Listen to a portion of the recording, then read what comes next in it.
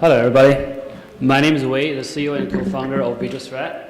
VisualThreat focuses on mobile security, especially on privacy leakage protection. Here, a quick question. Does anyone here do not have a cell phone? Good. So I'm in the right space. Good. So here, agenda. First of all, I would like to go through the current mobile threat landscape. And I'm pretty sure many of you who are sitting here already noticed we are seeing more and more Android malwares. Why is happening? So next, I will introduce our online Android application analysis tools. This tool is very helpful for security researchers in the aspect of both static and dynamic behavior. It will also save a lot of time on the tedious reverse engineering work. Besides the tool, I'm also give you how to use our API. By querying our API, you can get the full contents of the threat report, security score, and you can even log in our account and manage all apps you just uploaded and go through the reports for each mobile app. So here's the interesting part for the demos. I'm going to show the demos covered from the threat report, looks like, how to use it, online service, and also share our hijacking testing on the China bank mobile apps. So the best part of it is we can also show how we do the auto hacking, which is a very new topic since last year, and how we're gonna defend against those car hackings. So the last but not least, I'm gonna introduce our free program. It's called Android Malware Example Exchange Program. Is if you do a cutting edge research but using the auto data, which is a nightmare. So I'm summarizing our projects. We share you fresh samples, you do your cutting edge research. So finally, I'll wrap up with my talk and leave a few minutes for Q&A. Sounds fair?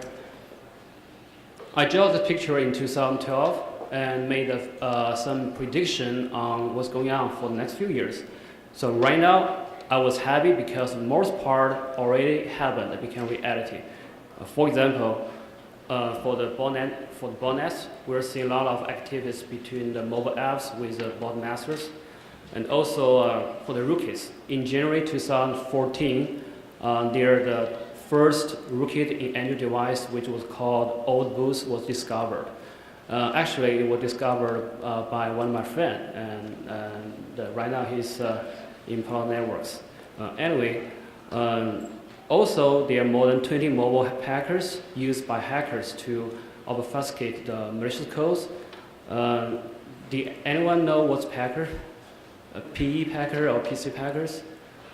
It's used by the hackers to hide the original payloads to bypass the AV engine. So I still kind of confident, like 6 months or 1 year from now on, we're seeing more and more malwares on the market, and you'll see a decrease in the detection rate, new false positives are coming. This picture shows how many examples we collected from, not we, just all AV industry, security industry collected from 2011 to 2013. In the graph in the middle is show how many examples in the PC world. In my understanding, right now, Android malware number in 2014 is pretty much like what were happening in 2005. And from 250 to 1, even 5 million, we're seeing more and more examples. So even if mobile malware uses a similar trick as PC, but the solution for them are different. For example, yes or no solution is not enough anymore, because in the pie chart, the part in blue color is malware, only like 1.2 million. Probably we have 5 million end of this year. For the red part is called green area, which is not malware but have a potential risky like privacy leakage by hijacking or some like security vulnerabilities. So like everybody have a security score, the mobiles out there need a score for themselves, which is called a security score. Does anyone know like Virus Shield? Just happened last month. It's very a big event on the Google Play. And actually, this is the fake AV sitting on the Google Play for 2 weeks, more than 10,000 downloads. It's not free. It's cost you like $4. And what's the functionality? It just have a button. You click the button, change the figure into the check mark figure. That's it. We'll call you $4. And so right now it was offline because there are problems with Google Play's audit. So we are the first team to discover another new fake AV, which is called the C-Secure AVs on April 29. On that day, on the VisualTotal, there are none of the AV vendors detected. But we publish our blogs and share our examples. 2 weeks later, there's 22 vendors detected as a fake AV. Our other findings, including December 2013, we found like more than 50% from Google Play in the Christmas or New Year categories, all include like Adware plugin, all collect some information from the users, such as locations, contact information, MEI, phone numbers. The graph below is show how much is the leakage for the top 20 apps from 2 Chinese app stores, because in China there are a lot of third-party app stores, so there are very few, very less security validation. This pie chart shows what the distribution of all the advertisement plugin.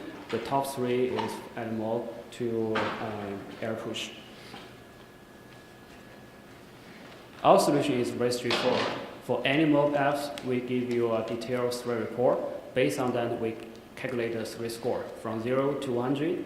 Besides that, we offer API. So if you're a developer, app store, or researcher, you can call us API and to query all the contents you see on our report.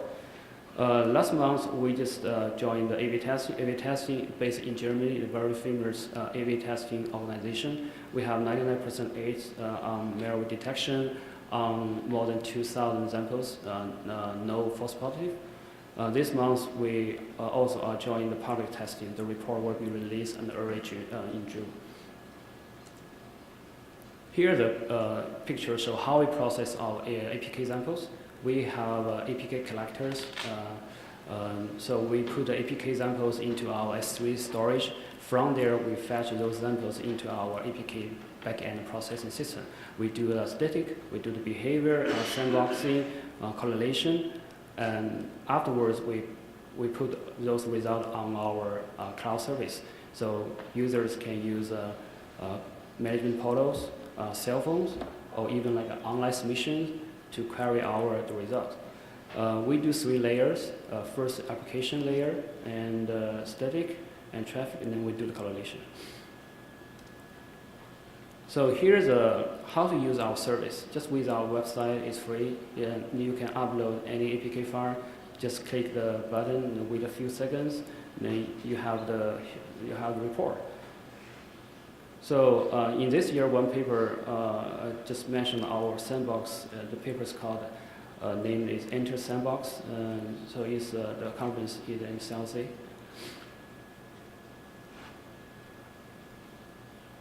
All right, so I will show the demos how to use our service.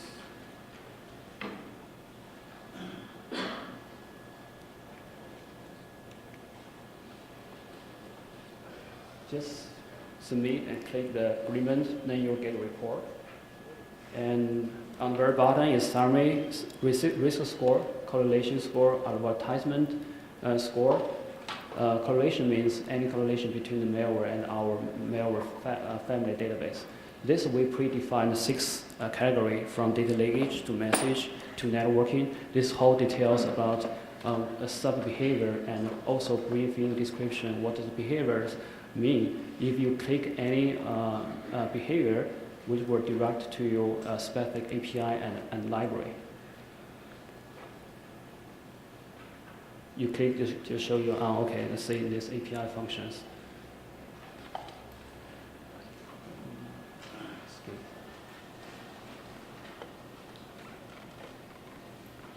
This is a correlation part. We will show you how many families you correlated on these samples, and any other malware share the similar behavior like data allocation. And yeah, you can click the button. So the whole graph will be changed to focus.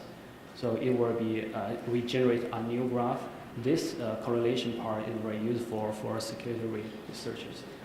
Just put a mouse on it, you will see a lot of functions. All right. So this is a snapshot for the report with score. With the second graph is basic file information, including hash values and also encryption algorithm. The third one is pie chart for the data leakage. We define information leakage matrix, which is we have different categories, and each category we redefine any sub-behavior. So you will say, okay, I want to know what apps, what kind of information released from my cell phone. So this is for detailed API, and you see API call library. So this page shows off correlation. The red, the yellow star is the application users uploaded. The pink one is malware family. The red dot is another malware belong to the same family. So on the right side, you will see a lot of detailed information. So the graph below it shows how many is unclarified permission. A lot of applications overclaim their permissions to acquire unnecessary functionality. So this is our sandboxing output. From the zero, with how many on which second, what kind of behavior on the apps, for example, open URL, send the HTTP traffic, all the information here. Okay, so this is our API, and you can visit our website to how to use our API. So it will be helpful to upload the examples in batch. For example, 100 just in one time. You don't need to upload online one by one. So here's a demo how to use our mention portal. You just register account and log in, and you can see all the applications you submitted. We will show you how to chart and graph.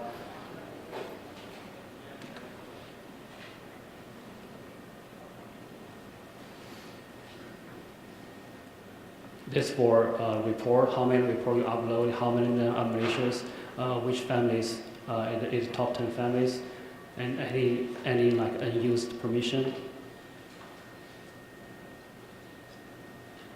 And also submission by day, by weekly. This all the reports. You can check any application, just click or show you the report.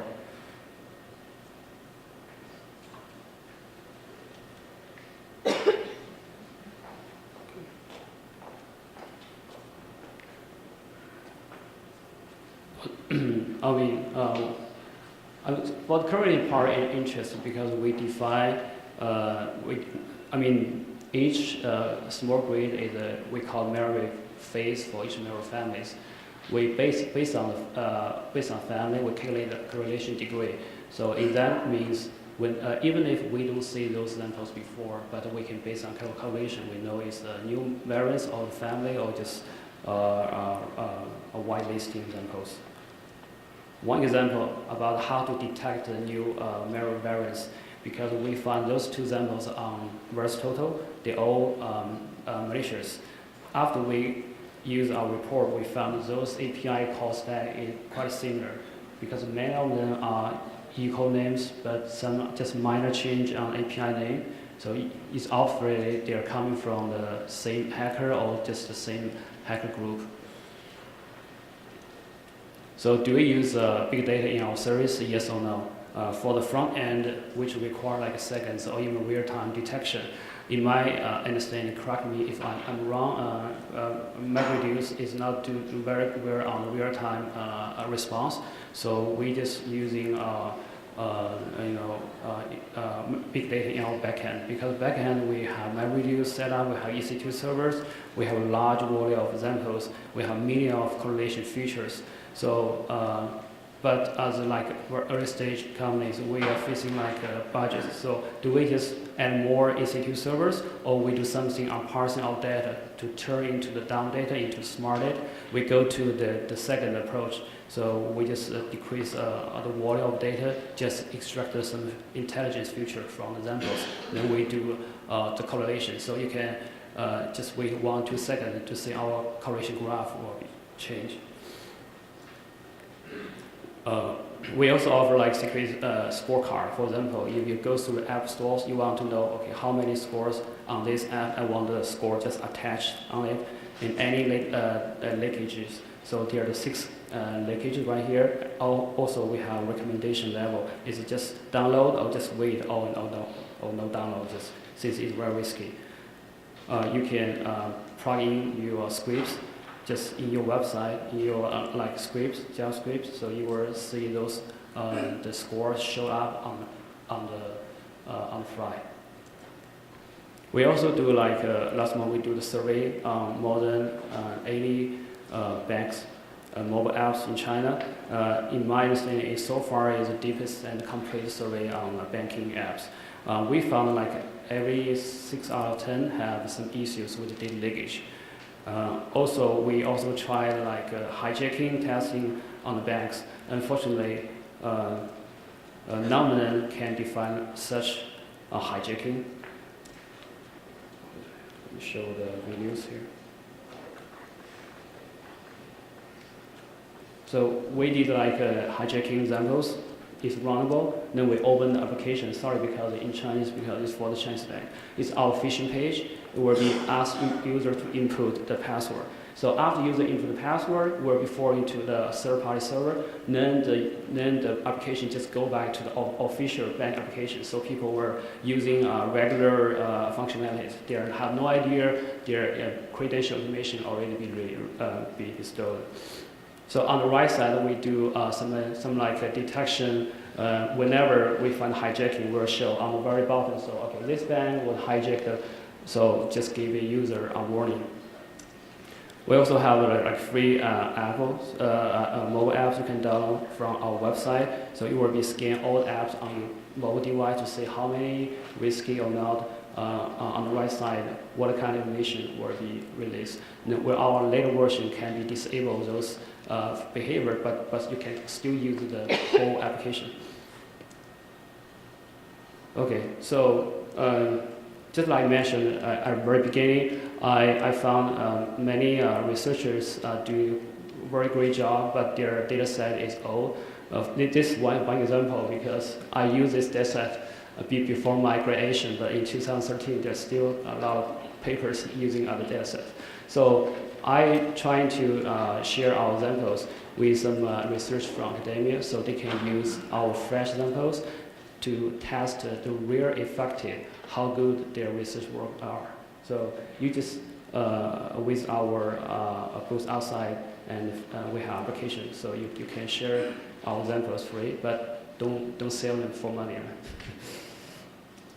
Okay, this part is we just did some like new research on how to control the car, actually car hacking. This graph show, I will share something. This is just like an OBD device. You can device those into your car. Then you have a mobile app. It can collect those information from the engine and share to the cloud. So we found a lot of privacy issues in the mobile app. So for example, one vendor's mobile app, we found their data not encrypted URL could be hijacked. All the database user information was in the apps. It very easily by using the reverse engineering to get those users' privacy information. And this is our demo, how we're gonna control the car. So this demo shows we can turn the engine light on, and even if you have a key, you cannot start the car. So we plug in our cable into the OBD and then connect to the computer. We use the Pythons. So you can say right now the car started is fine, no problem. Then we run these scripts. Just say the right corner, the engine lights will be turned on. Bingo, you see it? So no way to try to restart the car for a couple times, but we failed because the engine was killed. But don't worry about it. We can restore the status. So you just keep your new car, no problem. So anyway, so summary, we go through the mobile threat landscape and what difference between the PC malware And also we like to offer our API service and exchange program for users to do the more outstanding research. And so if you are interested, just visit our booth. So thank you very much.